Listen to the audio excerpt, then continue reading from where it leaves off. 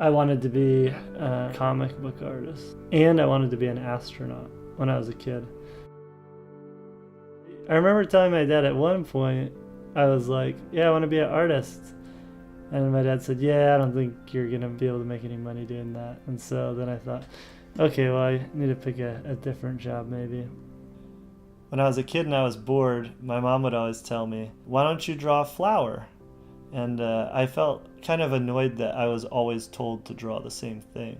So I made a rule for myself that I'm only going to draw something different for each drawing that I do.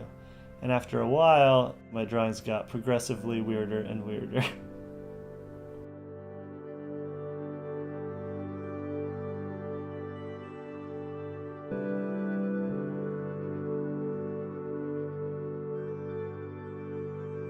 When I was 10, I got a book by Salvador Dali that influenced me a lot.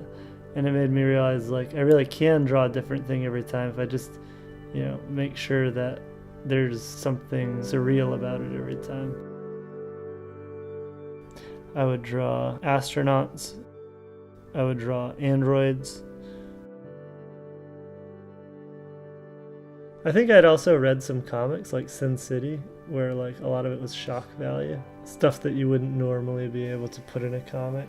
And I was like, in a tone-deaf way, just extracting the shock value from it, but without any of the character or storytelling that was also in the comics I was reading. When I was in middle school, my dad showed me that you could pencil something and then ink it and then erase the pencils, and it would look better than it did when you just penciled it. So I started being into pen and ink.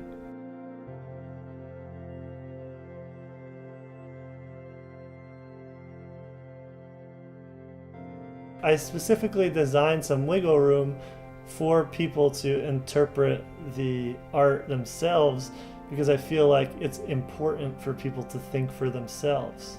I used to get frustrated when I would take English classes where they would tell me this is exactly what the author intended, but often it would just be the teacher's interpretation of a book. I think that people kind of want to consume art online the way that they consume a Kit Kat bar, and they just want it to be the same thing in the package every time.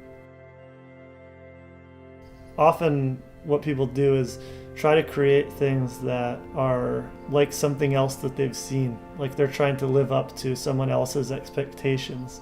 But to me, the most interesting thing about art is that unique thing, that unique core that's inside each person. And if they can bring out as much of that as possible, I think that makes the work really speak to people, because then it's about getting to know that individual better.